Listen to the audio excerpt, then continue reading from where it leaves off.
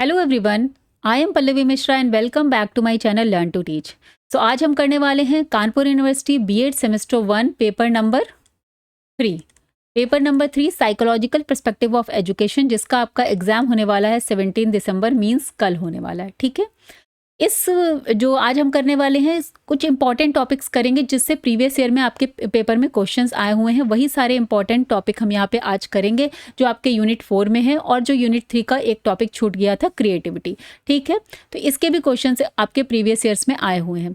वही सारे हम लोग आज करने वाले हैं बिकॉज अब कल ही एग्जाम है, तो PYQs रिविजन ही मस्ट है। ठीक है, तो वीडियो स्टार्ट करने से पहले जो लोग चैनल पर नए हैं उनको एक छोटी सी इन्फॉर्मेशन कि इस चैनल पर मैं आपको कानपुर यूनिवर्सिटी से के बीएड सेमेस्टर 1, 2, 3, 4 की कंप्लीट प्रिपरेशन करवाती हूँ। तो अगर आप कानपुर यूनिवर्सिटी से बीएड कर रहे हैं तो चैनल को सब्सक्राइब करिए, और अगर वीडियो यूजफुल और इन्फॉर्मेटिव लगता है तो लाइक और कमेंट ज़रूर किया करिए।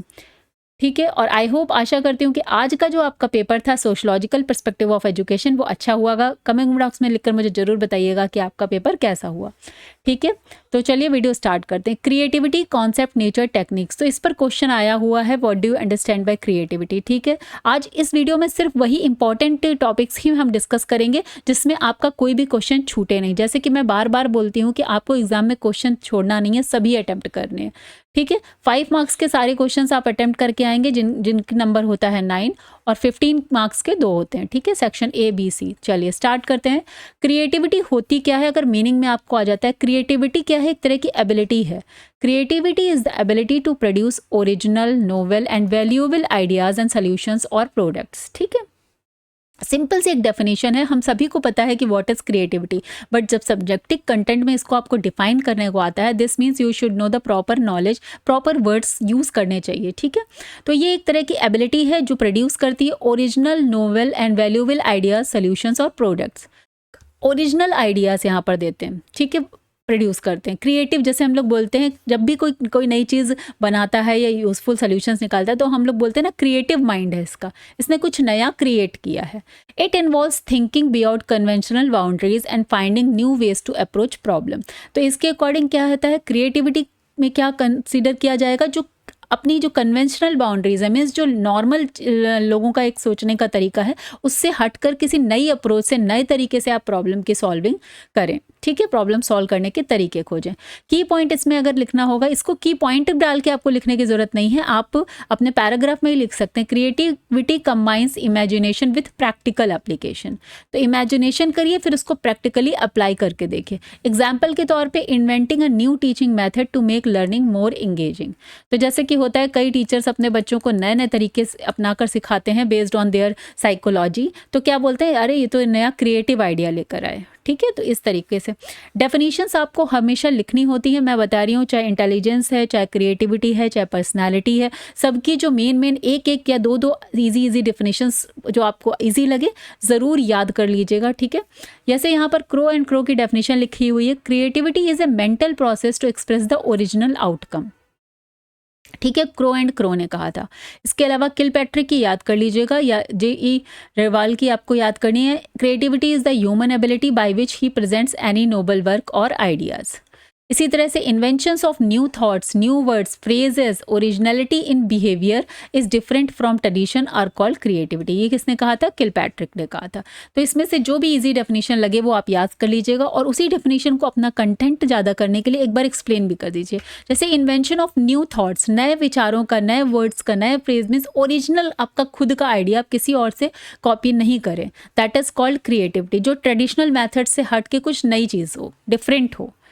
ठीक है, अगर आपको अबाउट ऐसा क्वेश्चन आता है, what do you understand by creativity and nature of creativity, तो चलिए देख लेते हैं। नेचर ऑफ क्रिएटिविटी कैसा होगा, universal ability present in every individual to some extent. देखिए यहाँ पर हम जैसा कि मानते हैं कि हर इंडिविजुअल जो है वो डिफरेंट है, ओके, और हर कोई यूनिक है, तो इसीलिए हर किसी के अंदर किसी न तरह की क्रिएटिविटी आइडियाज़ होते ही हैं। क्रिएटिविटी होता है, यूनिकनेस होती है। बस कोई होता है कि उसको अब लेकर आता है बाहर, और कोई क्या होता है कि उसको यूज़ नहीं करता, वो नॉर्मल तरीके से ही अपना जो है जीवन जीता है। इन्नेट एंड एक्वायर्ड, अब ये दोनों तरह से होती है। Some traits may be inborn, traits may be inborn but they can be developed through training and experience. तो होता है ना, जैसे कि कोई कुछ जो गुण होते हैं जन्मजात बच्चों में होते हैं, जैसे किसी को सिंगिंग आती तो नहीं, सीखी नहीं, लेकिन उसको गाने का सुर अच्छा है, उसका मतलब गाने का गला अच्छा है, तो क्या करेगा, वो ट्रेनिंग लेगा, एक्सपीरियंस लेगा और सिंगर बन सकता है। तो इन्नेट है तभी वो उसको और अच्छे से एक्वायर कर सकता है। Problem solving oriented, help in finding new and effective solutions. ठीक है, कॉम्बिनेशन ऑफ थिंकिंग टाइप्स, थोड़ा हम जल्दी करेंगे आज की क्लास को, जिससे आप अब जो है इसको 1 2 3 बार देखकर रिवीजन कर पाएं। ठीक है, combination of thinking types involve both divergent thinking and convergent thinking. तो इसमें दोनों टाइप की थिंकिंग इन्वॉल्व होती है क्रिएटिविटी में, डाइवर्जेंट भी और कन्वर्जेंट भी। कई बार मैंने डिस्कस किया है, डाइवर्जेंट थिंकिंग का मतलब होता है एक प्रॉब्लम के कई सारे तरीके आप आइडिया लेकर आए उसको सॉल्व करने के लिए, और कन्वर्जेंट थिंकिंग का मतलब होता है एक ही बेस्ट आइडिया आप लेकर आए, आपके और ना सोचें, तो उसको कन्वर्जेंट बोलते हैं। डिपेंडिंग ऑन इन्वायरमेंट, अब ये इन्वायरमेंट पे भी डिपेंड करती है। अगर आपका इन्वायरमेंट इंकरेजिंग है, ओपन है, रिसोर्स रिचमेंट है, तो प्रमोट करेगा मोर क्रिएटिविटी को। Dynamic process not fixed, grows with practice, knowledge and curiosity. और आप ये नहीं कह सकते कि क्रिएटिविटी एक फिक्स्ड प्रोसेस है, ये डायनेमिक है। जैसे किसी को अपना इन्वायरमेंट में चेंज होता है, कोई ज्ञान के साथ, कोई प्रैक्टिस के साथ, जैसे जैसे ग्रो होता है, या किसी क्यूरियोसिटी के साथ नई नई चीज़ें क्रिएटिव होते रहते हैं। आप इस देख सकते हैं इस समय पूरे हमारा जो पूरा वर्ल्ड है, पूरा संसार है, डेली डेली कोई ना कोई नई क्रिएटिविटी हो रही। इतना क्रिएटिविटी, इतनी थिंकिंग, इतने थॉट से डिस्कवरी हो चुकी है, तो वो इसीलिए ना, क्योंकि इंसान क्रिएटिव है, क्यूरियस है, क्रिएटिव है। अब इसीलिए आज हम लोग इतना ज़्यादा डेवलप्ड हो चुके हैं एज ए ह्यूमन। अगर सिविलाइजेशन की आप बात करेंगे तो कितनी नई नई चीज़ें अब आ गई हैं। ठीक है, तो टाइप्स ऑफ क्रिएटिविटी, तो ये कहीं ना कहीं क्रिएटिव माइंड का ही ये जो है पूरा ओरिजिनेशन है। टाइप्स ऑफ क्रिएटिविटी में लिख कर आता है, तो कोई आर्टिस्टिक क्रिएटिविटी है, कोई साइंटिफिक क्रिएटिविटी है, टेक्निकल क्रिएटिविटी है। इसको बहुत ज़्यादा डीप में नहीं पढ़ेंगे आप, नाम से ही समझ में आ रहा है कि जो आर्ट्स, म्यूजिक, डांस, लिटरेचर या विजुअल एक्सप्रेशन में एक्सप्रेस कर सके। जो साइंटिफिक होगा वो साइंटिफिक प्रिंसिपल्स, इन्वेंशंस, डिस्कवरीज करेगा। टेक्निकल है जो innovation, tools, machines and processes, इस तरह की चीज़ों को फाइंड आउट करेगा। सोशल क्रिएटिविटी है new social practices, solutions for community problems लेकर आए, उसे बोलते हैं social creativity. Verbal creativity means producing new ideas, expressions and stories through words. And problem solving creativity, developing new and effective ways to solve real life problems. मैं बार बार बोलती हूँ कि जो लोग ने नोट्स परचेज किए हैं वो नोट्स से प्रिपेयर करेंगे, लेकिन जो सिर्फ वीडियो से प्रिपेयर कर रहे हैं, तो प्लीज़ आप एक कॉपी पेन लेकर बैठिए और ये सारी जो मेन चीज़ें हैं उनको नोट करते जाइए। आपको कल इसी से पेपर मिलेगा एग्जाम में, तब आपको बहुत ईजी लगेगा कि अरे ये तो हमने पढ़ा है, और आप अच्छे से उसको कर पाएंगे। ठीक है, इसके अलावा इस चैनल पर मैंने मोस्ट इंपॉर्टेंट क्वेश्चंस के वीडियो भी पड़े हुए हैं, उनको भी देख कर जाइएगा। और जो है PYQ सोल्यूशन 22-23 का भी पढ़ा है, इसी जो आपका पेपर है साइकोलॉजिकल पर्सपेक्टिव ऑफ एजुकेशन, इसी की प्लेलिस्ट में पड़ा है। ठीक है, तो उन दोनों को देख लीजिएगा, उनसे आपको क्वेश्चंस देखने को मिलेंगे। एलिमेंट्स ऑफ क्रिएटिविटी बोले या कैरेक्टरिस्टिक्स ऑफ क्रिएटिव चाइल्ड बोलें, दोनों सेम ही हैं, इसलिए कंफ्यूज मत बोलिएगा। मैं आई थिंक ये मैंने बाद में रिवाइज किया है, कैरेक्टरिस्टिक्स ऑफ क्रिएटिव चाइल्ड। तो जिन लोगों ने नोट्स परचेज किए हैं तो उनको सिर्फ यही लिखा हुआ मिलेगा, elements of creativity. Both are similar. Okay, अगर कोई बच्चा क्रिएटिव है तो उसकी क्या कैरेक्टरिस्टिक्स होंगी, वही एलिमेंट्स ऑफ क्रिएटिविटी जो है वही। ठीक है, तो कैसा ओरिजिनलिटी, तो बेसिकली अगर क्रिएटिव है तो ability to produce unique and uncommon ideas. Fluency होगी, producing a large number of ideas quickly. Flexibility होगी, thinking in different directions and changing approaches. Elaboration, adding details to improve and refine ideas. Sensitive to problem, recognising gaps, needs, difficulties that require solutions. Imagination power उसकी बहुत अच्छी होगी, visualisation, possibility beyond the present reality and risk taking, willingness to try new approaches without fear or failure। तो जो creative mind है, तो वैसे भी कहा जाता है जब नई खोज तभी होगी जब तक आप कोई रिस्क नहीं लेंगे, आप कुछ नई जगह पे नहीं पहुंच पाएंगे। ठीक है, तो अगर एलिमेंट्स ऑफ क्रिएटिविटी आता है या कैरेक्टरिस्टिक्स ऑफ क्रिएटिव चाइल्ड आता है, तो आपको सेम ही चीज़ को एक्सप्लेन करके लिखना है। ओके, ये पॉइंट्स याद कर लीजिएगा और इसको अपने लैंग्वेज में आप आराम से लिख सकते हैं।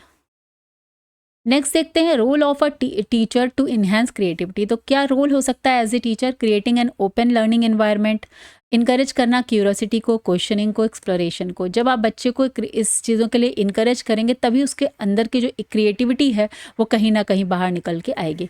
इनकरेजिंग ओरिजिनल थिंकिंग, बच्चे को हमेशा ये सोचने पर मजबूर करिए कि उसकी इनकरेज करिए उसको कि वो अपने ओरिजिनल आइडियाज़ लेकर आए। Accept unusual answers instead of insisting on only text book responses. तो समटाइम्स जो लोग टीचिंग कर रहे हैं उन्होंने भी देखा होगा कि अगर आप बच्चों को एक क्वेश्चन पूछते हैं और उनसे बोलते हैं कि यानी आप अपने तरीके से लिखिए, जैसे कि एक छोटा सा टॉपिक दे दिया और उसमें बोला कि आप अपने तरह से लिखिए, तो देखिए हर बच्चा अपने अपने एक्सपीरियंसेस वहाँ पर शेयर करता है, तो उनकी ओरिजिनल थिंकिंग है। अगर किसी को भी बोला कि आप अपनी यात्रा का वर्णन करिए, एक लाइन में मैं बता रही हूँ, तो दिस मीन्स हर कोई अपने अपने एक्सपीरियंसेस वहाँ पर लिखेगा। थर्ड क्या है, प्रोवाइडिंग वैरिड लर्निंग एक्सपीरियंसेस, तो उसको उनको तरह तरह के लर्निंग एक्सपीरियंसेस प्रोवाइड करना जिससे वो अपने जो है अपनी अपनी क्रिएटिविटी उसमें शो कर सकें, जैसे art, drama, role play, experiments and projects. ठीक है। Using problem based learning, give student to real life problems to solve, encouraging innovation. तो जब आप रियल लाइफ प्रॉब्लम्स बच्चों से को देंगे सॉल्व करने के लिए, सोल्यूशन बताने के लिए, जैसे कि सिंपल सा एग्जांपल है, अगर इन्वायरमेंट में पोल्यूशन बढ़ रहा है तो हम क्या कर सकते हैं, या वाटर सेव वाटर के बेसिस पे बच्चा क्या क्या कर सकता है, कैसे वाटर को कंजर्व कर सकता है, तो बहुत सारे तरीके हम बताएंगे। तो बच्चा जिस लेवल का है वो वहाँ पर थिंकिंग करेगा कि हाँ हम क्या कर सकते हैं। अलाउइंग फ्रीडम ऑफ एक्सप्रेशन, बच्चे को अलाउ करना कि वो अपना जो भी थॉट्स हैं, एक्सप्रेशन है, जो भी उसके अंदर है उसको बाहर ले करे, फ्रीडम दे, स्वतंत्रता देना उसको। Promoting collaborating work, collaborative work हमेशा जो है टीचर के लिए, देखिए एज ए टीचर ये सारी चीज़ें आप कहीं भी लिख सकते हैं। आप ये याद रखिएगा, रोल ऑफ टीचर ये जो हम लोग पढ़ रहे हैं ये क्रिएटिव इन्वायरमेंट के लिए ही है, लेकिन बेसिकली ये हर टीचर की यही क्वालिटी है, उनको यही इन्वायरमेंट देना है बच्चों को। ठीक है। रिमूविंग फियर ऑफ फेल्योर, बच्चों को ग्रुप वर्क में एक्टिविटी करवाइए, उनको ये जो फियर ऑफ एक फेल्योर होता है, डर होता है बीइंग रॉन्ग, उससे उनको थोड़ा सा बाहर लेकर आए। कोई बच्चे जानते तो हैं चीज़ें लेकिन बोलते नहीं है डर के मारे कि कहीं अगर मैंने बोल दिया गलत हो गया तो सब लोग हंसेंगे, तो उस चीज़ से आप एज ए टीचर आप उनको मोटिवेट करेंगे, गलत हो गया तो कोई बात नहीं, दूसरे भी गलती करते हैं। ठीक है। इंटीग्रेटिंग क्रिएटिविटी इन करिकुलम, साथ में इंक्लूड करिए creative assignment in every subject. Like हम स्कूल से बच्चों को प्रोजेक्ट मिलता है, ठीक है, कि आज को इस टॉपिक पे अपना बना के लाना है, पोर्टफोलियो बना के लाना है कुछ, तो वो क्या करेंगे, हर बच्चा एक जैसा तो नहीं बनाएगा। You will give them only topic, then they will find out what they can do best and better. तो आप देखेंगे लड़कियां हैं कुछ अलग तरह से ज़्यादा ही ड्राइंग करके सजा देंगी, लड़के हैं थोड़ा सिंपल रखेंगे, तो वो क्या है अपने अपने उस पर, कोई बहुत सुंदर ड्राइंग करेगा तो कोई डायरेक्ट लिख देगा, तो वो क्या है एक तरह से हर किसी की अपनी क्रिएटिविटी है। Acting as a facilitator not just instructor, तो देखिए ये अभी तक हमने इतना पढ़ा है कि टीचर का रोल हमेशा यही रहता है कि उसको फैसिलिटेटर की तरह काम करना है, इंस्ट्रक्टर नहीं बनना है। प्रोवाइडिंग रिसोर्सेज, और साथ में उनको रिसोर्सेज भी प्रोवाइड कराना। तो ये 10 टॉपिक्स ऐसे हैं कि अभी तक हमने इतने टीचर्स के रोल पढ़े कि आप कहीं भी इनको ऐड कर सकते हैं। Access to books, technology, creative tools and materials. ठीक हो गया। चलिए एक क्वेश्चन क्रिएटिव टेक्निक्स पर भी आ रहा है तो इसको फटाफट से हम लोग एक बार रिवाइज कर लेंगे, क्योंकि अकेले नहीं आएंगी तो बहुत सारी साथ में ही आती हैं, तो आपको लॉन्ग क्वेश्चन लिखना इजी हो जाएगा। जैसे सबसे पहले क्रिएटिविटी टेक्निक्स में ब्रेन स्टॉर्मिंग आती है, generating a large number of ideas in A short time without criticism. जैसे ब्रेन स्टॉर्मिंग मतलब आप ऐसे क्वेश्चन पूछिए जिससे बच्चा सोचने पर मजबूर हो जाए, उसको ब्रेन में समझिए स्टॉर्मिंग हो जाए, तरह तरह के आइडियाज आने लगे। प्रेजेंट द प्रॉब्लम और topic, allow student to share any idea, record all ideas without judging them, later evaluate and select the best one। जैसे example, how can we make our school eco friendly. तो बच्चों से अगर ये question पूछेंगे तो हर बच्चा तरह तरह की चीज़ें सजेस्ट करेगा। ठीक है। अब स्टूडेंट क्या कर सकते हैं, planting trees, recycling, solar panels. तो इसमें क्या है, तरह तरह की चीज़ें, मेंटल बैरियर्स को तोड़ना इसका मेन जो है फोकस है ब्रेन स्टॉर्मिंग का, और इनकरेज करना फ्री थिंकिंग के लिए। इसी तरह से दूसरी क्रिएटिव थिंकिंग में माइंड मैपिंग आता है। जैसे कि आपने कोई एक टॉपिक बच्चों को पढ़ाया और फिर बोला कि आप पूरा माइंड मैप इसका बना के दीजिए। ठीक है। Creating a visual diagram to connect ideas around a central theme, right the main topic in the centre, draw branches of sub ideas, use colour, symbols, images. Centre topic जैसे water है तो like users, conservation, pollution, cycle. इस तरीके से आपने बच्चों से कहा माइंड मैप बनाने के लिए। नेक्स्ट टेक्निक है हमारी scamper, improve and इन्वर्ट्स new product ideas by changing element. तो इस तरह से उनको बता सकते, जैसे सब्सटीट्यूट, सी से कंबाइन, ए से अडेप्ट, एम से मॉडिफाइड, पी से put to another use, E से एलिमिनेट एंड आर से रिवर्स या रीअरेंज। तो इसको बोलते हैं एग्जाम्पल के लिए, redesigning a lunch box by combining a bottle holder, changing material, removing unnecessary weight. ठीक है। तो इस तरीके से बच्चों को नई नई चीज़ें के लिए क्रिएटिव आइडियाज़ उनके अंदर आएँ, इस तरीके से उनको ये क्रिएटिव आइडियाज़ क्रिएट करने के समझिए टेक्निक्स हैं, so that you can give them a creative environment. Next आ गया synectics, using analogies metaphors to solve problem in unexpected way. जैसे प्रेजेंट ए प्रॉब्लम, उसके बाद क्या हुआ, make unrelated comparison, if this problem was an anyone then what would be. तो analogy के questions तो आप लोग अगर रीजनिंग वगैरह करते तो आपने वहाँ पर देखे होंगे। तो सिमिलरली वही एनालॉगी बच्चे को देना। और देखते भी हैं कि करिकुलम में अब जब हम लोग एक चैप्टर पढ़ाते हैं तो उसके पीछे जो एक्सरसाइज होती है उसमें इसी तरह के क्वेश्चन होते हैं, एनालॉगी के भी क्वेश्चन दिए जाते हैं बच्चों को, और हाउ थिंकिंग के क्वेश्चन दिए जाते हैं कि व्हाट यू विल थिंक, अगर कहानी में जो हुआ वो सही हुआ कि नहीं हुआ, या व्हाट यू कैन डू। तो इस तरीके की जो है चीज़ें, क्वेश्चंस जो हैं जहाँ आफ्टर चैप्टर इस जो एक्सरसाइज में इस तरह की क्वेश्चंस होते हैं वो इसीलिए हैं जिससे बच्चों के अंदर क्रिएटिव आइडियाज़ जनरेट हो सके, थिंक कर सकें वो। एग्जाम्पल के लिए, in homework was a game, how would you play it, may lead to gamified learning apps. तो क्या हो सकता है, इनकरेज लेटरल थिंकिंग। तो इस तरीके से अब बच्चे को होमवर्क में दिया गया कि in if homework was a game how would you play it, तो may lead to gamified learning apps. तो यहाँ पर इस तरीके से एक एग्जाम्पल के तौर पर समझा गया। आगे बढ़ते हैं, जैसे रोल प्ले है, acting out situation to explore different perspective, assign करना रोल को, एक्ट आउट द सिनेरियो, बताना बच्चों को, डिस्कस करना इनसाइट्स, क्या उससे सीख मिलती है, ये सारी चीज़ डिस्कस करना। एग्जाम्पल करा है simulating parent teacher meeting to improve communication skills. तो एक ऐसे पेरेंट टीचर मीटिंग बच्चों से रोल प्ले करवा दिया, ठीक है। तो इसमें क्या होगा, builds empathy, problem solving and communication skills. तो इसमें बच्चों की एम्पैथी मीन्स वो अपने आप को उस जगह पर रखकर समझेंगे, एम्पैथी डेवलप होगी, प्रॉब्लम सॉल्विंग और कम्युनिकेशन स्किल्स बिल्ड होंगी। स्टोरी कंप्लीशन इसमें भी आ जाता है, कि स्टोरी थोड़ी सी बताई, इनकम्प्लीट बता दिया, फिर उसको पूरा करने को कह दिया, उसके आगे उनको खुद पूरा करना है, ठीक है। जैसे it was a rainy day, suddenly the lights went out, student create different endings. तो इसके बाद वो अपनी इमेजिनेशन, हर बच्चा, ये तो आजकल के जो इंग्लिश वगैरह के जो पेपर्स होते हैं, टेस्ट पेपर्स होते हैं, उसमें भी दिया जाता है बच्चों को स्टोरी पूरी करने के लिए। थोड़ा सा एक पैराग्राफ है जो फिल इन द ब्लैंक्स बीच बीच में छोड़ दिया गया और फिर बोला जाता है कि आप अपनी स्टोरी खुद पूरी करिए। तो बेसिकली वो उनका कोई टेस्ट नहीं है, वो उनकी इमेजिनेशन पावर को ही तेज करना, इन्हेंस करना उनको, जिससे वो अपनी जो थिंकिंग, जो उनका प्रोसेस है, प्रॉब्लम सॉल्विंग स्किल्स हैं, क्रिएटिव थिंकिंग है, वो इन्हेंस हो सके। तो इसलिए ऐसे क्वेश्चन सब करिकुलम में ऐड किए जाते हैं। Creative problem solving, structured approach to finding innovative solutions, identify problem, gather data, generate multiple solutions, choose the best, multiple implement and test, how to reduce noise in the class. तो अब इसमें क्या है कि makes, इस तरह का question अगर दिया है तो मेक्स क्रिएटिव प्रैक्टिकल सॉल्यूशंस। तो बच्चे सॉल्यूशन ओरिएंटेड बातें यहाँ पर बताएंगे वो अपने हिसाब से, मीन्स एक कई तरह से उन चीज़ों को, कई सॉल्यूशंस एक प्रॉब्लम के लेकर आएंगे। नेक्स्ट आता है प्रोजेक्ट मेथड। ये तो कॉमन मेथड है, हम सभी को पता है कि रियल लाइफ के प्रोजेक्ट्स दिए जाते हैं जिसमें बच्चे क्रिएटिविटी और एप्लीकेशन ऑफ नॉलेज दिखाते हैं, जैसे design a school garden, promote team work, research skills and creating planning, ठीक है। तो ये सारी चीज़ें ईजी हैं।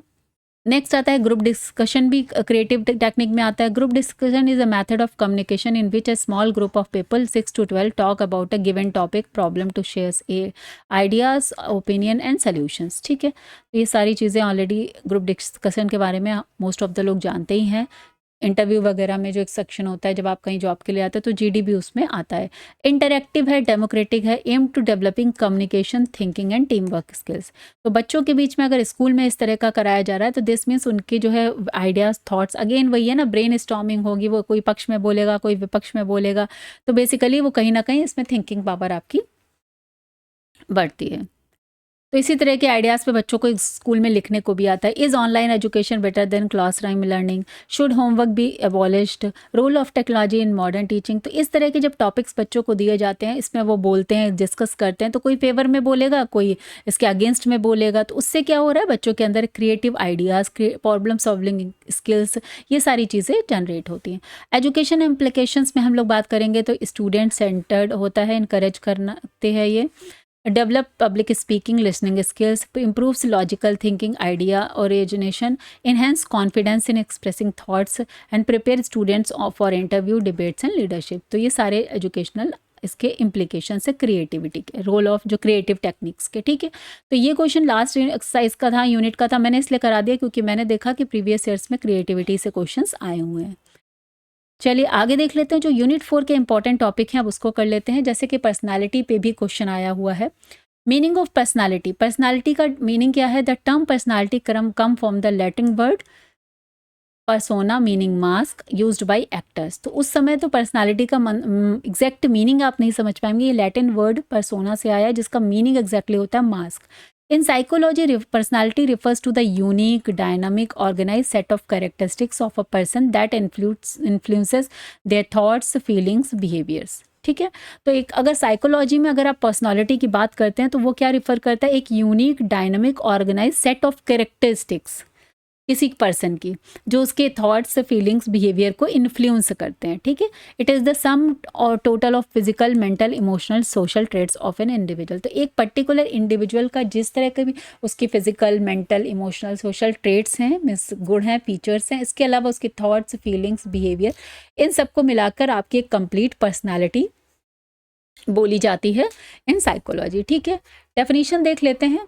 यहाँ पर मैंने 4 डेफिनेशंस लिखी हुई हैं, लेकिन हम सिर्फ 2 ही डिस्कस करेंगे। G.W. एल्पर्ट ने क्या बोला? Personality is the dynamic organisation within the individual of those psychophysical system that determine his unique adjustment to the environment. ठीक है, तो हर जो इंसान है, हर पर्सन है, वो अपने आप को एनवायरनमेंट में एडजस्ट करता है। तो हर कोई सेम सिचुएशन में हर कोई एक जैसा बिहेव नहीं करेगा, सब या किसी एक सिचुएशन का हर किसी पर इम्पैक्ट भी अलग पड़ेगा। तो क्या वो बिहेवियर, तो वो क्या है? बेसिकली पर्सनालिटी एक तरह से सभी की अलग हो जाती है, सभी का जो एडजस्टमेंट है टू द इन्वायरमेंट वो यूनिक होता है। तो ये इन्होंने बोला है। नेक्स्ट है एक डेफिनेशन देख लेते हैं गुलिफोर्ड की, इनकी छोटी भी है और आप लोगों को ईजी भी होगा याद करने में। Personality is an integrated patterns लिखा है, पैटर्न भी पैटर्न कर लीजिएगा, ऑफ ट्रेट्स। ठीक है, पर्सनालिटी क्या है? इंटीग्रेटेड पैटर्न ऑफ ट्रेट्स है। नाउ नेचर ऑफ पर्सनालिटी कैसी होती है? यूनिकनेस, मैंने बोला कि यूनिक होती है। Each person has a personality that distinguishes them from others, जो उसको एक दूसरे से अलग करता है। या तो ऐसे लिखिए या तो अपनी लैंग्वेज में जैसे आपको सही लगे वैसे लिख सकते हैं। Even identical twins have difference in behaviour, thinking and emotional expression. जो आइडेंटिकल ट्विंस बच्चे होते हैं उनमें भी बिहेवियर, थिंकिंग, इमोशनल एक्सप्रेशंस में डिफरेंस होता है। तो यूनिकनेस है। Two student in the same class में both have intelligent but one may be outspoken while the other is reserve. तो यही है पर्सनालिटी कि दोनों इंटेलिजेंट है, दोनों एकेडमिक्स में अच्छा कर रहे हैं, बट मे बी एक हो सकता है कि बहुत ज़्यादा आउट स्पोकन है, बहुत बढ़ चढ़ के बातें करता है, लेकिन दूसरा इंट्रोवर्ट हो सकता है, रिजर्व हो सकता है। तो ये क्या है? यूनिकनेस इन पर्सनालिटी। डायनामिक इसका नेचर होता है, ये कोई फिक्स्ड नहीं होती है। एक्सपीरियंसेस, लर्निंग और इन्वायरमेंटल इन्फ्लुएंस की वजह से ये फिक्स नहीं, डायनामिक नेचर होगा। इंटीग्रेटेड होती है क्योंकि पर्सनालिटी किसी एक ट्रेट को नहीं बोलते हैं, पूरा जो आपका total physical, emotional, social, intellectual जो ट्रेट्स हैं उनको मिलाकर जो आपका पूरी छवि है, दैट इज़ कॉल्ड पर्सनालिटी। कोई एक चीज़ को पर्सनालिटी नहीं बोलते हैं। It is not about the only just appearance और इंटेलिजेंस, किसी एक चीज़ की बात पर्सनालिटी में नहीं होती है। Consistency with flexibility, while certain patterns of behaviour remain stable over time, situations में bring variations.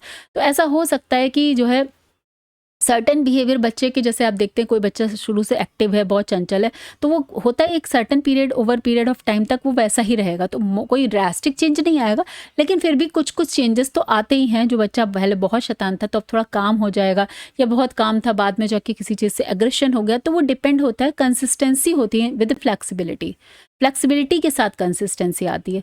Goal director personality shape how a person acts to fulfil needs and desires. अब पर्सनालिटी थोड़ी सी इस पर भी डिपेंड करता है कि उसकी क्या नीड्स और क्या डिज़ायर हैं, उसी के थ्रू उसकी जो पर्सनालिटी है वो पूरी शेप अप होती है। Interaction between individual and environment, तो बहुत बड़ा रोल पर्सनालिटी का एक इंडिविजुअल और एनवायरनमेंट के इंटरेक्शन से पड़ता है। ठीक है, क्योंकि पर्सनालिटी डेवलप कैसे होती है? Interaction with surrounding, family, culture, society, tradition, सारी चीज़ों से। ठीक है, इसी के एग्जाम्पल पे समझ सकते हैं। A student raised in cooperative environment में डेवलप अ हेल्पफुल और फ्रेंडली पर्सनालिटी। तो अगर कोई, जैसे कि एक सिंपल सा एग्जाम्पल है, पहले लोग जॉइंट फैमिली में रहते थे तो बहुत बच्चे एडजस्ट करना जानते थे। ठीक है, लेकिन अब क्या होता है? अब बच्चे न्यूक्लियर फैमिली में रहते हैं, मम्मी पापा, बच्चे हार्डली जो अपने ग्रैंड पेरेंट्स के साथ रहते हैं। तो उस तरह में वो बच्चे, आजकल आप देखिए घरों में बच्चे क्या हैं, उनकी मोनोपोली है। पहले क्या होता था? बच्चे एडजस्ट करना जानते थे। अब एक एक दो दो बच्चे जो एडजस्ट करना नहीं जानते हैं, उनको नहीं चाहिए एडजस्टमेंट, वो नहीं करना चाहते हैं। तो वो क्या है? वो अब पर्सनालिटी धीरे धीरे चेंज हो रही है। Learned as well as inborn, ठीक है। तो सम एस्पेक्ट जो है टेम्परामेंट और हेरिडिटी से होते हैं, और कुछ हैबिट्स जो है, स्किल्स, एटीट्यूड, वो लर्न हो जाती हैं बाय एक्सपीरियंसेस लाइफ के। अभी क्वेश्चन जो है पर्सनालिटी पे, डिटर्मिनेंट्स ऑफ पर्सनालिटी पे क्वेश्चन आया है कि मीन्स कौन कौन सी चीज़ें हैं जो पर्सनालिटी को डिटरमाइन करती हैं, मीन्स जो पर्सनालिटी जिसकी वजह से फाउंडेशन ऑफ पर्सनालिटी हो बनती है, आप ऐसे कह सकते हैं। तो क्वेश्चन ऐसा आता है तो आप इसमें लिखेंगे सबसे पहले हेरिडिटी और बायोलॉजिकल फैक्टर्स होते हैं जो एक पर्सनालिटी को डिटरमाइन करते हैं। The inherited trait from parents set foundation for personality. ठीक है, जैसा कि कोई बच्चे का पर्टिकुलर ट्रेट देखकर आप कहते हैं अरे नहीं इसके तो फादर भी ऐसे हैं या इसकी तो मदर भी ऐसा करती है, तो वो क्या है, हेरिडिटी या बायोलॉजिकल फैक्टर में आता है। इसमें जेनेटिक मेकअप आता है, फिजिक आता है, नर्वस सिस्टम एंड ब्रेन आता है, एंडोक्राइन ग्लैंड्स एंड, तो दीज आर द थिंग्स जो हेरिडिटी और बायोलॉजिकल फैक्टर से जो इनहेरिट होकर आती हैं। ठीक है, जैसे basic temperament, intelligence, potential abilities, height है, बॉडी स्ट्रक्चर है, अट्रैक्टिवनेस है, इन्फ्लुएंस है। तो जो फिजिकल ट्रेट है वो मोस्ट ऑफ द जो हाइट है, बॉडी स्ट्रक्चर, ये सब पेरेंट्स से बच्चे को मिलते हैं। इसके अलावा नर्वस सिस्टम, ब्रेन फंक्शनिंग, तो वो सारी मेमोरी, डिसीजन मेकिंग, प्रॉब्लम, कई जो ट्रेट्स होते हैं वो बच्चों में पेरेंट्स से आते हैं। ठीक है, और कौन से ट्रेट्स होते हैं जो shape the personality after birth. After birth वो किस एनवायरनमेंट में जन्म हुआ है, family environment, parenting style, authoritative है, परमिसिव है, नेग्लेक्टफुल है, प्लेस अप, तो वो सपोर्टिव इन पेरेंट्स है तो foster confidence, over critical parents हैं तो में क्रिएट लो सेल्फ स्टीम। तो वो डिपेंड करता है बाद में, ये सारी चीज़ स्कूल एंड एजुकेशन डिटरमाइन करती है, कल्चर और ट्रेडिशन डिटरमाइन करेंगे, पीयर ग्रुप इन्फ्लुएंस करेगा, सोशियो इकोनॉमिक कंडीशंस डिफाइन करेंगे। ठीक है, तो ये हमने डिस्कस किया इन्वायरमेंटल फैक्टर्स। इससे पहले हम लोगों ने हेरिडिटी को, तो ए है हेरिडिटी या बायोलॉजिकल फैक्टर, दूसरा बी है इन्वायरमेंटल फैक्टर्स जो डिटरमाइन करते हैं पर्सनालिटी को। इसके बाद कौन से हैं, नेक्स्ट है सिचुएशनल फैक्टर। ठीक है, सिचुएशनल फैक्टर में हम देखते हैं temporary situations can change behaviour though not permanently alter personality structures. तो ये ऐसा हो सकता है कि टेम्परेरी किसी सिचुएशन में इंसान किसी और तरह से बिहेव कर दे, जबकि उसका परमानेंट पर्सनालिटी का वो स्ट्रक्चर नहीं है, लेकिन किसी एक जीवन में ऐसी किसी घटना हुई, कोई ऐसी सिचुएशन हुई जिससे जब वो गुजरा तो उसकी पर्सनालिटी में कुछ चेंजेस आ गए। अ कॉन्फिडेंट टीचर में feel nervous when speaking in front of unfamiliar dignitaries. तो उस सिचुएशन में अगर मान लीजिए एकदम से आप ऐसे तो बहुत अच्छे हैं, लेकिन एकदम से आपको मंच पे खड़ा कर दिया गया कि स्पीच दीजिए, तो इस पर्टिकुलर सिचुएशन में मे बी आप उतना अच्छा नहीं कर पा रहे हैं, कॉन्फिडेंट नहीं हो रहे हैं जितना आप अपनी लाइफ में, रियल लाइफ में।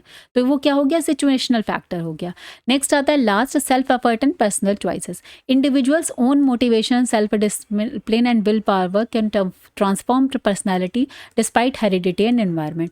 तो समटाइम्स होता है इंडिविजुअल का खुद का जो मोटिवेशन है, उसका डिसिप्लिन है, उसकी विल पावर है, वो भी उसकी पर्सनैलिटी को ट्रांसफॉर्म कर सकता है, अगर चाहे उसके हेरिडिटी और एनवायरनमेंट कैसा भी हो। ठीक है, तो ये सारी चीज़ें हमने देखी, ये क्वेश्चन आया हुआ है इस क्लास में, हम सिर्फ वही कर रहे हैं जो पिछले 2 या 3 सालों में क्वेश्चन आए हुए हैं। ठीक है, थ्योरीज ऑफ पर्सनालिटी में स्लेडन की और गॉर्डन एलोपार्ड की थ्योरी आई हुई है, तो हम वही करेंगे थ्योरीज ऑफ पर्सनालिटी में। इसमें 2 थ्योरी हैं, टाइप थ्योरी और ट्रेट थ्योरी। क्या होती है समझ लेते हैं, फिर इसको करते हैं। ओके, तो टाइप थ्योरीज क्या कहती है कि human being can be grouped into fixed personal categories या टाइप, मतलब पर्सनालिटी के टाइप्स यहाँ पर इन्होंने बताया। एक तरह से आप ये समझ लिए कि फिक्स्ड पर्सनालिटी कैटेगरीज और फिक्स्ड पर्सनालिटी टाइप्स में वो पर्सनालिटी को डिवाइड कर सकते हैं, ये टाइप थ्योरी कहती है। Instead of focusing on individual traits it classify people into broad types based on their physical, emotional and behavioural pattern. तो टाइप थ्योरी में क्या होता है कि डिफरेंट टाइप ऑफ पर्सनालिटी में क्लासीफाई कर देते हैं लोगों को इन ब्रॉडर टर्म। एग्जाम्पल के तौर पर सम पीपल आर इंट्रोवर्ट्स तो quiet and reserved, some are extrovert social outgoing. ठीक है, तो इस तरीके से टाइप थ्योरी हमारी ये बताती है। अब इसमें से हम देख लेते हैं type theory of personality is an approach which classify individual into distinct categories और types, assuming that all people belonging to one type share similar characteristics and behavioural pattern. ये इसकी डेफिनेशन है, जितना हमने ऊपर पढ़ा वही इसकी डेफिनेशन है। तो आप ये याद कर लीजिए, तो इसको उसी तरह से एक्सप्लेन कर दीजिएगा, या वो लिख रहे हैं तो ये डिपेंड ऑन योर क्वेश्चन। अगर शॉर्ट में आता है तो आप जानते हैं कि 1 पेज ही आप लोग अगर पूरा लिख पाएँ, 1.5 पेज तक तो पहुंचना मुश्किल हो रहा है, जैसे कि मुझे लग रहा है कि लोगों को बहुत लेंदी पेपर लगा था। तो डिपेंड ऑन योर टाइम, आप उसको उस तरह से मैनेज करिएगा। इसमें की फीचर्स क्या हैं, टाइप में मीन्स बेसिकली पर्सनालिटी की टाइप बना दिए गए हैं कि इस एक पर्टिकुलर ये टाइप की पर्सनालिटी होगी, ये टाइप की पर्सनालिटी होगी या ये टाइप की। अब कैसी वो पर्सनालिटी है वो भी आपके आगे पढ़ेंगे थ्योरीज में। तो क्या हो रहा है, की फीचर टाइप थ्योरी का क्या है, डिवाइड पीपल इनटू कैटेगरीज और ग्रुप, ठीक है।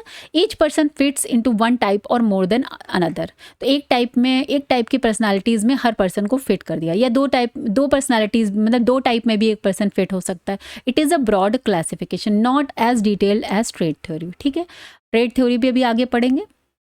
चलिए, अब जो टाइप्स थ्योरी है वो अकॉर्डिंग टू श्लेडन, ये कोई क्वेश्चन आया हुआ है श्लेडन के अकॉर्डिंग, तो इसीलिए हम इसी को डिस्कस कर रहे हैं कि टाइप थ्योरी, ये नाम क्या होता है अकॉर्डिंग टू श्लेडन, टाइप थ्योरी, ठीक है। टाइप थ्योरी, कंफ्यूज मत हो जाइएगा, कभी कभी इंसान क्वेश्चन समझ नहीं पाता है, ये थोड़ा सा नया टॉपिक लोग होता है जो लोग पहली बार साइकोलॉजी पढ़ रहे हैं। American psychologist William H Schleiden in 1940 classified personality types based on body structure, जिसे बोला सैमेटोटाइप्स एंड एसोसिएटेड टेम्परामेंट, ठीक है। तो कुछ बॉडी स्ट्रक्चर और एसोसिएटेड टेम्परामेंट से उन्होंने 3 तरह की पर्सनैलिटी बताई। सबसे पहले क्या बताई, एंडोमार्फ या वाइसरोटोनिक जो है आपकी पर्सनालिटी, ठीक है। इसमें उन्होंने क्या बताया, बॉडी टाइप कैसी होगी, soft, round, with high fat percentage. Personality traits क्या बताया, ये सोशल होंगे, ऐसे लोग रिलैक्स्ड होंगे, कंफर्ट सीकिंग होंगे और फ्रेंडली होंगे। एग्जाम्पल के तौर पे people who enjoy social gatherings and food, उनको बोला एंडोमार्फ, इन्होंने क्लासीफाई किया। और इसकी पर्सनालिटी का नाम क्या रखा, वाइसरोटोनिक पर्सनालिटी। नेक्स्ट आ गया मीजोफॉर्म। मीजोफॉर्म में इन्होंने बोला सोमैटोटोनिक पर्सनालिटी, इनका नाम दिया, दोनों से नाम से बताया। इसमें इन्होंने बोला बॉडी टाइप कैसा होगा, muscular, strong, with a well built frame होगा। पर्सनालिटी ट्रेट कैसे होंगे, ये एक्टिव होंगे, एडवेंचरस होंगे, बोल्ड होंगे, कॉम्पिटिटिव होंगे एंड असर्टिव होंगे, ठीक है। एग्जाम्पल के तौर पर इन्होंने बोला एथलीट्स और जो फिजिकली एक्टिव इंडिविजुअल है। एंड द थर्ड टाइप इन्होंने बताया है एक्टोमॉर्फ या सेरेब्रोटोनिक पर्सनालिटी। इसमें इन्होंने बताया बॉडी टाइप इनका thin, tall, delicate, with little body fat और मसल।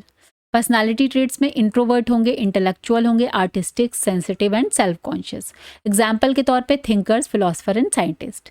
तो इस तरीके से स्लेडन ने तीन कैटेगरी में टाइप थ्योरीज को दिया है, तो इसको याद कर लीजिएगा, ये क्वेश्चन आया हुआ है एग्जाम में शॉर्ट में। तो आप यहाँ पे शॉर्ट में अगर लिखने को आएगा तो सिंपली आप पहले बता दिए व्हाट इज टाइप थ्योरी, जो हमने ऊपर इंट्रो डिस्कस किया, उसके बाद स्लेडन के अकॉर्डिंग ये तीनों चीज़ को ऐसे लिख दीजिए। Sheldon believe that personality traits are influenced by biological factors, but modern psychology consider both genetic and environmental influences on personality development. तो स्लेडन क्या बिलीव करते थे कि बायोलॉजिकल फैक्टर्स से उन्होंने पर्सनालिटी ट्रेट इन्फ्लुएंस होते हैं, लेकिन जो हमारी मॉडर्न साइकोलॉजी है वो यही कंसीडर करती है कि दोनों का प्रभाव पड़ता है, जेनेटिक एंड एनवायरमेंट का, ठीक है। अब नाउ यहाँ पर एजुकेशनल इम्प्लीकेशंस पढ़ लेते हैं क्योंकि वो आ जाते हैं। Educational implications of type theory क्या होती है, help teachers understand individual difference, allows better grouping of students for activities, guides in designing suitable teaching methods for different personality types, prevents misjudging by making teachers aware of behavioral tendencies and encourages personalized guidance and counseling। तो ये सारी चीज़ें normal हैं कि मतलब teacher अगर आपको type theory को जानता है टीचर तो उसको इंडिविजुअल को अंडरस्टैंड करने में हेल्प मिलेगा, स्टूडेंट को एक्टिविटीज़ के लिए बेटर वो ग्रुपिंग में कर पाएगा according to type theory, guide कर पाएगा कौन सा टीचर मेथड उसके लिए सुटेबल रहेगा फॉर डिफरेंट पर्सनालिटी टाइप्स के लिए, इनकरेज करेगा जो है गाइडेंस एंड काउंसलिंग में, बचाएगा टीचर को मिस जजमेंट करने से, अवेयर ऑफ बिहेवियरल टेंडेंसीज, कैसे उन्होंने बताया ना कि पर्टिकुलर टाइप के लोग पर्टिकुलरली बिहेव करेंगे। तो सिंपल ये एग्जाम्पल एजुकेशन इम्प्लीकेशन है। नेक्स्ट हम देख लेते हैं ट्रेट थ्योरीज, दोनों पे क्वेश्चन आया हुआ है। ट्रेट थ्योरी और पर्सनैलिटी क्या होती है, ट्रेट मीन्स होता है पर्सनल क्वालिटी, कैरेक्टरिस्टिक, ट्रेट, ठीक है, something that describe how a person usually think, feels and behave. तो यहाँ पर ट्रेट थ्योरी क्या कहती है कि कैसे बेसिकली पर्सन थिंक करता है, फील करता है, बिहेव करता है, कैरेक्टरिस्टिक्स उसकी क्या है वो बताता है। तो डेफिनेशन लिखने को अगर आ जाती है तो trait is relatively permanent characteristics that influences how we behave in various situations, ठीक है। तो पर्टिकुलर पर्सन जो है एक डिफरेंट सिचुएशन में जिस तरह का वो बिहेव करता है उसकी करेक्टरिस्टिक्स के अकॉर्डिंग इन्होंने थ्योरी दी थी, थ्योरी ऑफ पर्सनालिटी, ठीक है। Trait are enduring, consistent and predictable, और वो इनके अकॉर्डिंग वो प्रिडिक्ट किए जा सकते हैं, एंड्योरिंग है। और ज़्यादा से जब आप पूरी थ्योरी पढ़ेंगे तो आपको चीज़ें और क्लियर हो जाएंगी, ठीक है। Trait theory of personality says, example पे समझ लेते हैं. If a student is honest we can expect them to tell the truth at home, in school and anywhere else. If a child is shy then they will likely to be shy in class, at a party or other relatives. This stability is what trait theory focus on. तो समझ में आ गया होगा example से exactly क्या बात हो रही है. तो यहाँ पर हम प्रिडिक्ट कर सकते हैं. ठीक है, कंसिस्टेंट होते हैं, क्योंकि अगर बच्चा इनके अकॉर्डिंग अगर बच्चा ईमानदार है तो वो हर सिचुएशन में सही सच ही बोलेगा. अगर कोई शाई है तो वो हर सिचुएशन में उसी तरह से बिहेव करेगा. तो consistent and predictable and enduring की ये बात करते हैं. चलिए, जो मेन थ्योरी है, जो नाम से थ्योरी आई हुई है, trait theory of personality, Gordon Allport, तो ये हम देख लेते हैं क्योंकि ये एग्जाम में आई हुई है. गॉर्डन एलोपार्ट 1897 से 1967. अगर आपको ये जन्म, ये डेट नहीं भी याद रहती है, कोई ज़रूरत नहीं है ये लिखने की. Was one of the first psychologist to study personality scientifically. He believed traits are the basic units of personality, consistent pattern of thoughts, feelings, behaviors that make each person unique. तो इनका है जो consistent patterns of thoughts, feeling, behavior जो है, जैसे एक इंसान है तो उसका जो लॉन्ग टर्म का एक कंसिस्टेंसी से पैटर्न चला जा रहा है कि वो सेम ही तरह से सोचता है, सेम ही तरह से फील करता है, उसका बिहेवियर सेम है, तो दिस मीन्स वो उसकी पर्सनैलिटी का यूनिक ट्रेट है और यही वो उसकी पर्सनैलिटी है. तो Gordon Allport trait theory suggest that personality is made up of different traits that influences behaviour. और उन्होंने 3 लेवल्स पर इन ट्रेट को डिफाइन किए थे, देख लेते हैं. सबसे पहले उन्होंने बोला cardinal traits that are dominant trait that shape a person's entire life. तो ये एक डोमिनेंट ट्रेट उन्होंने बोला, कैरेक्टरिस्टिक बोली, क्वालिटीज बोली, जो पर्सन की पूरी इंटायर लाइफ को शेप देती हैं. These are rare but dominant traits that define a person's entire life, such as Gandhi ji's dedication to non violence. For example, mother Teresa's cardinal trait was compassion. समझ में आया. तो डोमिनेटिंग ट्रेट की बात करते हैं, उन्होंने उसको जो है कार्डिनल ट्रेट में रखा, जो उसकी पूरी जो है लाइफ को, इंटायर लाइफ को शेप करते हैं. जैसे कि गांधी जी सत्य अहिंसा के प्रेम के पुजारी थे, तो उनकी पूरी लाइफ जो है उसी के इर्द गिर्द घूमती रही. दूसरा है सेंट्रल ट्रेट्स, इन्होंने डिवाइड किया. These are the general characteristics that form the foundation of personality. उसमें ऑनेस्टी, काइंडनेस, इंटेलिजेंस को रखा. These are key personalities characters like honesty, kindness, intelligence which are commonly use to describe individual. जैसे हम लोग generally बोलते हैं ना, वो बच्चा बड़ा इंटेलिजेंट है, वो बड़ा ऑनेस्ट है, अरे वो बड़ा काइंड है, वो बड़ा रूड है. तो वो क्या है, सेंट्रल ट्रेट्स की बात यहाँ पर करी. एंड द लास्ट इन्होंने बोला secondary trait. These are the situational traits. ये इन्होंने बोला सिचुएशन, एक पर्टिकुलर सिचुएशन पे कोई कैसा बिहेव करता है, that appears in specific circumstances. तो उन्होंने बोला कि ये स्पेसिफिक सर्कमस्टेंसेस पर निकल कर आते हैं. तो इनके अकॉर्डिंग ये 3 तरह के ट्रेट्स होते हैं. पहले कार्डिनल, जो डोमिनेटिंग ट्रेट है वो सब पर भारी हो जाएगा. दूसरा सेंट्रल, जो एक जनरल कैरेक्टरिस्टिक्स है. और तीसरा है सेकेंडरी ट्रेट, जिसको इन्होंने बोला वो सिचुएशन पर निकल के आता है, like nervousness before a speech. These situational traits are traits that influences behavior in specific contexts. ठीक है, तो ये इस तरीके से इन्होंने डिफाइन किया. एजुकेशनल इम्प्लीकेशंस देख लेते हैं इनका. Recognise that each student has unique traits, avoid one size fits all. तो टीचिंग, तो एक ही मेथड में सबको नहीं फिट करना है. देखिए, वो जो हमने ऊपर पढ़े थे वही आप यहाँ भी लिख सकते हैं, थोड़ा बहुत ट्रेट्स को ऐड करके. फोकस करता है डेवलपिंग सेंट्रल ट्रेट पर. एजुकेशन का मेन काम यही होता है कि वो ऑनेस्टी, रिस्पॉन्सिबिलिटी, कोऑपरेशन, जो मेन सेंट्रल ट्रेट्स हैं उन पर ज़्यादा फोकस होता है हमारा एजुकेशन में. प्रोवाइड करता है डिफरेंट लर्निंग एक्टिविटीज़, जिससे डिफरेंट पैटर्न, जो डिफरेंट पर्सनैलिटी पैटर्न है उनके अकॉर्डिंग डिफरेंट लर्निंग एक्टिविटीज़ दिया जाता है. जैसे कि अगर कोई बच्चा शाई है तो उसको थोड़ा सा ओपन होने के लिए उसको वैसी एक्टिविटीज़ दी जाएंगी. Use case studies, observation to understand the student unique qualities and encourage करना positive trait development through role model and moral education. ठीक है, तो इस तरीके से आप इसके एजुकेशनल इम्प्लीकेशंस भी लिख सकते हैं. तो ये इंपॉर्टेंट थ्योरी थी जो हमने कर ली है. नेक्स्ट देखते हैं, जो इंपॉर्टेंट पार्ट है वो हम करेंगे. नेक्स्ट देखते हैं, ये रॉशेक इंकलबॉग टेस्ट जो है एग्जाम में आया हुआ है आपका. लास्ट ईयर 22 में आया था. ये मेजरमेंट ऑफ पर्सनालिटी टेस्ट है कि इसके थ्रू पर्सनालिटी को मेजरमेंट कैसे किया जाता है. It is a projective personality test developed by Swiss psychiatrist Hermann Rorschach in 1921. It is used to analyze an individual's personality characteristics, emotions, thought process based on their interpretation of ambiguous ink blot images. तो जो ये ink blot images हैं आपको यहाँ पर दिखाती हूँ मैं, नीचे इसका एक डायग्राम बना हुआ है। इस तरह की इमेजेस दिखाकर जैसा भी इस व्यक्ति के दिमाग में जो थॉट्स आ रहे हैं, जो उसको फील हो रहा है, इमोशन आ रहा है, तो उसको वो समझ कर, उससे पूछ कर, उसके अकॉर्डिंग वो उसकी पर्सनैलिटी को मेज़र करते थे कि ये किस तरह की पर्सनैलिटी है। तो इस तरह का एक टेस्ट दिया। कॉन्सेप्ट क्या था? The test consist of 10 standardised ink blot images which are symmetrical and ambiguous. The subject is shown which each ink blot and asked to describe what they see. Their responses are then analyzed to reveal underlying thoughts, emotions and personality traits. ठीक है, तो ये आया हुआ है, इसलिए इसको पढ़ लीजिए। प्रोसीजर ऑफ द टेस्ट क्या था? Presentation of ink blots. सबसे पहले इंक ब्लॉट के प्रेजेंट किया जाता था। The examiner shows 10 ink blots, some black and white, other coloured, one at a time, एक बार में एक। रिस्पॉन्स को कलेक्ट किया जाता था कि the subject describe what they see in each block. फिर उसके बाद उनसे पूछा जाता था आपको क्या दिखाई दे रहा है।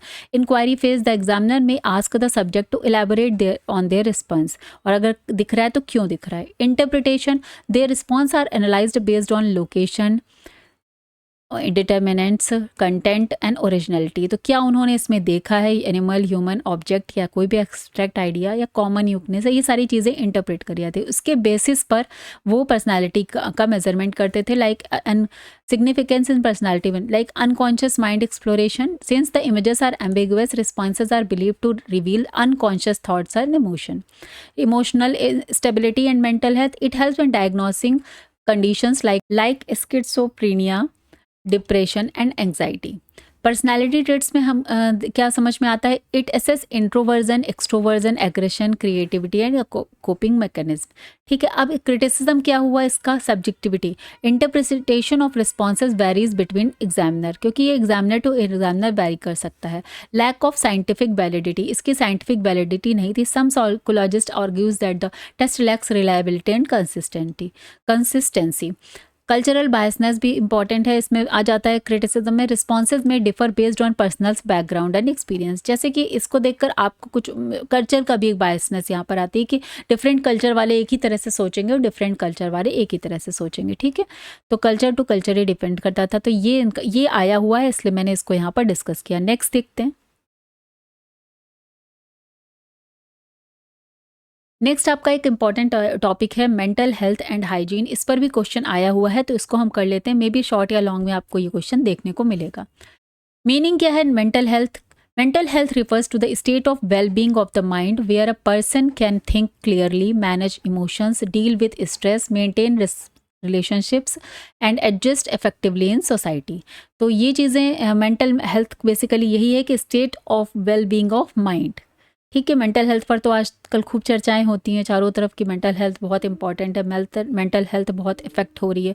तो वो बेसिकली वही है कि जहाँ पर अपने इमोशंस को मैनेज करना, डील करना अपने स्ट्रेस से, अपने रिलेशनशिप्स में एडजस्ट कर पाना effectively in society, these are come in well being of mind है। यही कि एक पर्सन के लिए वही उसकी स्टेट है और वो ही मेंटल हेल्थ को रेफर करता है। It does not mean the absence of mental illness only but also the positive development of personality, emotional balance and social adjustment.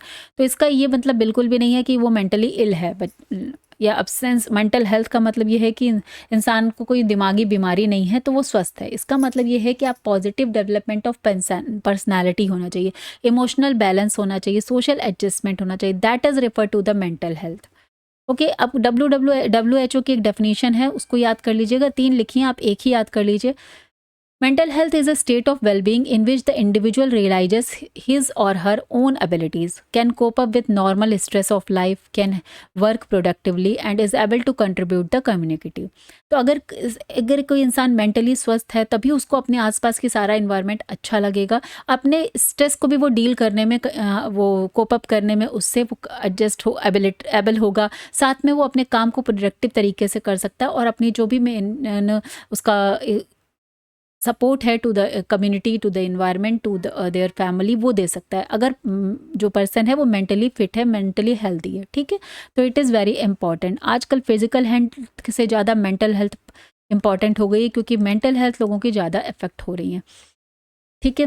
Ability to adjust, एक कारण जो मेरा पर्सनल एक्सपीरियंस कहता है कि बहुत ज़्यादा एक इन्फॉर्मेशन है इंसान के पास में, तो इतनी ज़्यादा इन्फॉर्मेशन जो आजकल हम लोग को इंटरनेट से मिल रही है, तो एक तरह से जो इस इन्फॉर्मेशन की वजह से इंसान का दिमाग बहुत काम कर रहा है, बहुत जल्दी काम कर रहा है, तो मोस्ट ऑफ द लोग इसकी वजह से स्ट्रेस में आ जाते हैं। ठीक है, कई बार होता है कि बहुत सारी चीज़ें अगर आपको नहीं पता है तो आप उन चीज़ों को से गुजरेंगे नहीं, उसके बारे में सोचेंगे नहीं। तो आजकल मुझे ऐसा लगता है कि बहुत सारे इंसिडेंट्स को देखकर सुन के बहुत लोग उस पर बहुत ज़्यादा थिंकिंग करते हैं, ओवर थिंकिंग करते हैं, और कहीं ना कहीं मेंटल हेल्थ उनकी इफेक्ट होती है। चलिए कैरेक्टरिस्टिक्स देख लेते हैं। यहाँ पर 10 लिखी हुई हैं, आप 5, 6, 7 जो आपको याद रह पाए अपने अकॉर्डिंग टू टाइम याद कर लीजिएगा। Ability to adjust in changing situations, तो मेंटल हेल्थ अगर गुड है, दिस मीन्स आप अपने आप को चेंजिंग सिचुएशंस के साथ एडजस्ट कर लेते हैं। Realistic perception of self and environment, जो भी आपका सेल्फ का और एनवायरनमेंट का जो परसेप्शन मीन्स आप किस तरीके से सबके बारे में अंडरस्टैंडिंग बनाते हैं, तो वो एक रियलिस्टिक होनी चाहिए।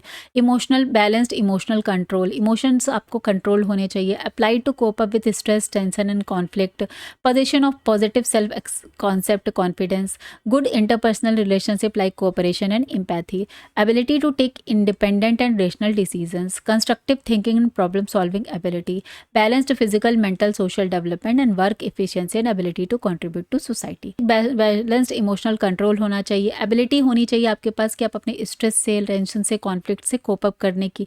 ठीक है, और जो लोग नहीं कर पाते हैं वही फिर डिप्रेशन में जाते हैं, तो हम लोग बोलते हैं उनकी मेंटल हेल्थ सही नहीं है। ठीक है, तो ability to take independent and rational decisions, आपके पास अपने खुद के रैशनल डिसीजंस लेने की क्षमता होनी चाहिए। आप कंस्ट्रक्टिव थिंकिंग कर सकें, प्रॉब्लम सॉल्विंग एबिलिटी कर सकें, तो these are the characteristics of mental health.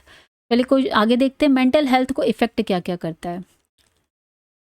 Again यहाँ पर बहुत सारे रीजंस होते हैं, लाइक बायोलॉजिकल फैक्टर्स होते हैं, साइकोलॉजिकल फैक्टर्स होते हैं, इन्वायरमेंटल एंड सोशल फैक्टर्स हो सकते हैं। बायोलॉजिकल में हेरिडिटी एंड जेनेटिक्स है, फिजिकल हेल्थ या न्यूट्रिशन में प्रॉब्लम है, ब्रेन इंजरी या न्यूरोलॉजिकल इश्यूज हो जाते हैं। दूसरा साइकोलॉजिकल फैक्टर्स होते हैं, स्ट्रेस, एंग्जाइटी, फ्रस्ट्रेशन, पर्सनालिटी है, ऑप्टिमिस्ट या पेसिमिज्म, या इमोशनल स्टेबिलिटी या इनस्टेबिलिटी, अगेन ये पर्सनालिटी पे डिपेंड करता है।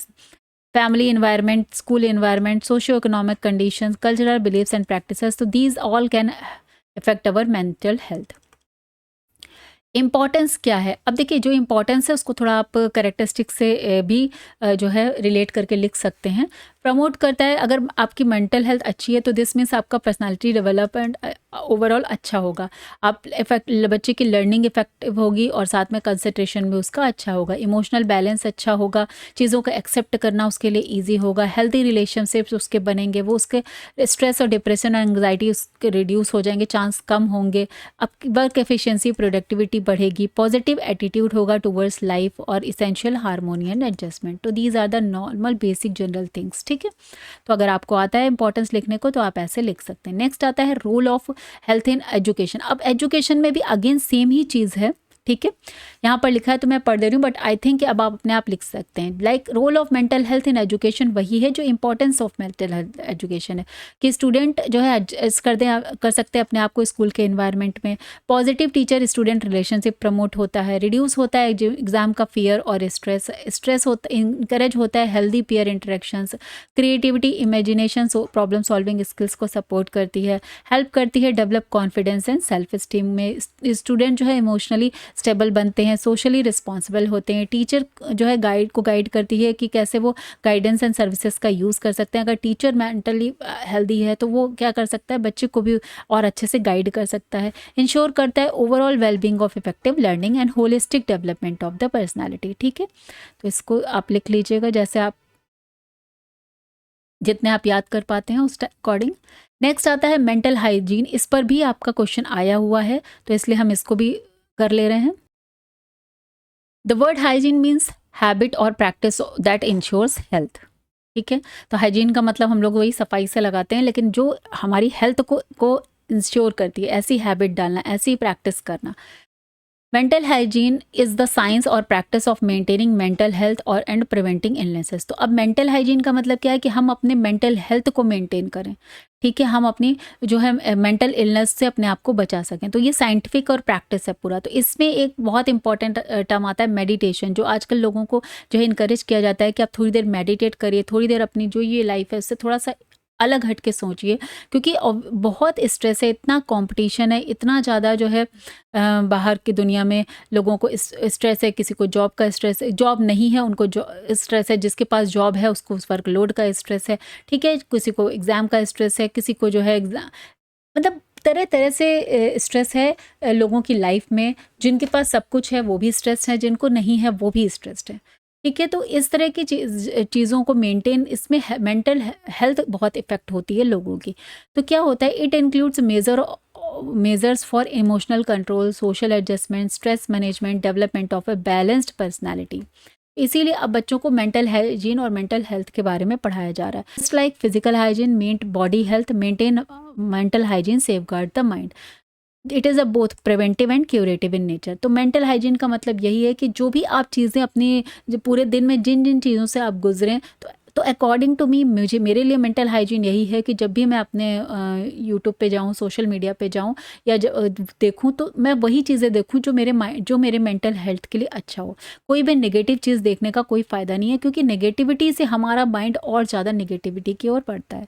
तो अकॉर्डिंग टू मी मुझे लगता है कि मेंटल हाइजीन मेरे अकॉर्डिंग यही है कि आप अच्छी चीज़ें देखें, अच्छी चीज़ें सुने, पॉजिटिव ही सोचेंगे। आप जिस चीज़ से गुजरेंगे आप उसी को कहीं ना कहीं आपका, भले आप अगर आप कॉन्शियसली उस चीज़ को नहीं सोचे, लेकिन कहीं ना कहीं आपका सब कॉन्शियस माइंड जो है वो इफेक्ट होता है, ठीक है। डेफिनेशंस में आप क्या लिख सकते हैं, mental hygiene is the science of maintaining mental health and preventing mental disorder through education, early treatment and public health measures. तो ये डंटन ने बोला था। एक डेफिनेशन ये है, एक क्रो एंड क्रो की भी आप याद कर सकते हैं। Mental hygiene refers to the measure taken to promote and preserve mental health. जो भी आप काम मेजर्स लेते हैं जिसमें अपनी आप मेंटल हेल्थ को प्रमोट करते हैं, प्रिजर्व करते हैं, that is mental hygiene. Characteristics of mental hygiene में आप क्या लिख सकते हैं, कंसर्न होती है with prevention, preservation and cure of mental health, help करती है development of balance personality, emphasize करती है इमोशनल कंट्रोल और स्टेबिलिटी को। तो ये बेसिकली सेम ही है जैसा मेंटल हेल्थ है, ठीक है। प्रमोट करती है adjustment with self other environment, promote करती है गाइडेंस और प्रॉब्लम सॉल्विंग, कंसर्न रहती है self awareness and self improvement. तो जैसा जैसा है life long and continuous process है, concern with both individual and community wellbeing, ठीक है। तो मेंटल हाइजीन मेरे अकॉर्डिंग यही है कि आप अपने माइंड में इस बहुत ज़्यादा निगेटिव चीज़ें ना भरें, क्योंकि जहाँ तक आपका माइंड इतनी ज़्यादा, जब भी आप यूट्यूब पे जाएंगे या आप सोशल मीडिया पे जाएंगे, रील्स स्क्रॉल करेंगे तो आप इतनी ज़्यादा चीज़ों से गो थ्रू करने लगते हैं जितनी ज़रूरत नहीं है हमारे माइंड को। हमारे पास बहुत सारा क्रिएटिव करने के लिए पड़ा हुआ है, जैसा कि मैं सोच सकती हूँ। तो हमारे बच्चों को भी आपको अगर कोई इस तरह से कर रहा है, गेम्स खेल रहे हैं, कोई उसका एंड नहीं है उस गेम का, तो ये this also comes in mental hygiene. इसके बाद हम देख लेते हैं, नेक्स्ट है हमारा फैक्टर अफेक्टिंग मेंटल हाइजीन। वैसे ये सेम जैसा कि मेंटल हेल्थ का था, बायोलॉजिकल, साइकोलॉजिकल, तो ये हम बिल्कुल वैसे ही आप याद कर लीजिएगा। अगर मेंटल हाइजीन आ जाए या मेंटल हेल्थ आ जाए तो आप सेम काइंड ऑफ चीज़ यहाँ पर लिख सकते हैं, ठीक है। नेक्स्ट हम कर लेते हैं एडजस्टमेंट एंड डिफेंस मैकेनिज्म, जिस पर क्वेश्चन आया हुआ है। This is the last topic of this unit. इसको भी कर लेंगे जिससे कल, क्योंकि बहुत ही कॉमन से टॉपिक है, जनरल से टॉपिक है, अगर आपको आएगा तो आप इजीली लिख पाएंगे। Adjustment and defense mechanism. Meaning of adjustment. Adjustment means the process by which an individual maintain balance between his needs and demand of environment. तो adjustment का मतलब क्या है कि जिसका एक तरह का प्रोसेस है जहाँ पर एक इंडिविजुअल मेंटेन करता है बैलेंस, कि उसकी क्या नीड है और क्या डिमांड है इन्वायरमेंट की, ठीक है। तो उस चीज़ के बीच का बैलेंस है, is called adjustment. It is a continuous process of adapting thoughts, emotions, behaviour for personal satisfaction and social acceptance. तो पर्सनल का एक सेटिस्फैक्शन और सोशल एक्सेप्टेंस दोनों के बीच में जो एडजस्टमेंट होता है, that is a continuous process, जहाँ पर अपने थॉट्स, इमोशन और बिहेवियर को आप जो है वो अडेप्ट करते हैं through for both personal satisfaction and social acceptance, ठीक है। डेफिनेशन देख लेते हैं वुडवर्थ की। Adjustment is the process of finding and adopting modes of behaviour suitable to the environment और changes in the environment. Clear है, इसमें कुछ भी गड़बड़ नहीं है कि एडजस्टमेंट वो प्रोसेस है जिसमें आप फाइंड करते हैं, अडॉप्ट करते हैं अपने बिहेवियर, आपको कैसा बिहेवियर करना है, जो आपके इन्वायरमेंट के लिए सुटेबल हो और जो भी आपका बदलता हुआ इन्वायरमेंट है उससे सुटेबल हो। ठीक है, इसमें आप डेफिनेशन एक याद कर लीजिएगा, इतना ही काफ़ी होगा। नेक्स्ट देख लेते हैं टाइप्स ऑफ एडजस्टमेंट कैसे हो सकते हैं। Personal adjustment, social adjustment, emotional adjustment, educational adjustment, vocational adjustment and health adjustment. ठीक है, तो एक एक लाइन में डिस्क्राइब भी कर दिया। एडजस्टमेंट जो अपने साथ सेल्फ कॉन्सेप्ट, गोल्स, वैल्यूज़ के साथ होते हैं। Adjustment family, peer, teacher, community के साथ होते हैं। इमोशन कंट्रोल करते हैं अपने इमोशन को, एंगर को, फियर को, जेलसी को, that is emotional adjustment. Education में adjusting with learning process, curriculum, teachers expectations. Adjustment with career, profession and work environment, या फिर कोपिंग विद फिजिकल और मेंटल हेल्थ कंडीशंस। तो एडजस्टमेंट पर अगर शॉर्ट क्वेश्चन आ जाता है या लॉन्ग में तो आएगा तो काफ़ी थोड़ा 2-3 टॉपिक मिला के ही पूछा जाता है, तो आप इसको आराम से लिख पाएंगे। Defence mechanism are unconscious psychological strategies used by individual to protect themselves from anxiety, stress and unacceptable thoughts and feelings। तो डिफेंस मैकेनिज्म क्या होती है? बेसिकली एक अनकॉन्शियस साइकोलॉजिकल स्ट्रैटेजी होती है जहाँ पर इंडिविजुअल क्या करता है, वो अपने आप को प्रोटेक्ट करता है किससे? एंजाइटी से, स्ट्रेस से और अनएक्सेप्टेबल थॉट्स एंड फीलिंग्स से। टर्म किसने दिया था? सिगमंड फ्रूड ने दिया था, psychological theory. They work in a mental safety valve to reduce emotional conflict. ठीक है, तो कैरेक्टरिस्टिक्स अगर आ जाती हैं theory, they are mostly unconscious, person not aware. Defence mechanism के बारे में बेसिकली देखिए, जब भी आपको इस तरह का स्ट्रेस एंग्जाइटी वगैरह होता है तो आप उससे किसी ना किसी तरह से बाहर आ जा रहे हैं, तो वो बेसिकली है क्या? Defence mechanism. Provide temporary relief from anxiety, help in maintaining self image and ego balance. Sometimes they are helpful adaptive but if over use become harmful. तो समटाइम्स ये एक हेल्पफुल हो जाती है, लेकिन अगर आप बार बार अपने आप को किसी चीज़ को लेकर प्रेस कर रहे हैं या ठीक है इग्नोर कर रहे हैं तो कहीं ना कहीं वो हार्मफुल हो सकती है। यूनिवर्सल नेचर में होती है, एवरीवन यूज करता है at some point. Operate in situations of stress, conflict and frustration. They distort reality to some extent and work as coping strategy. तो कब काम किससे करते हैं कि कोपिंग, अब आप उस चीज़ को से डील कर सके उस सिचुएशन से। नेक्स्ट आता है टाइप्स ऑफ डिफेंस मैकेनिज्म। तो नेक्स्ट देख लेते हैं टाइप्स ऑफ डिफेंस मैकेनिज्म। इसमें रिप्रेशन है, pushing painful memories into unconscious. ठीक है, तो डिफेंस कैसे करते हैं? जैसे child forgetting N unpleasant punishment. तो क्या होता है कि वहाँ पे क्या है, उसने उस रिप्रेशन कर दिया, अपनी वो उस पेनफुल मेमोरीज को दबा दिया, तो वो कहाँ जाएगा? अनकॉन्शियस में चला जाएगा।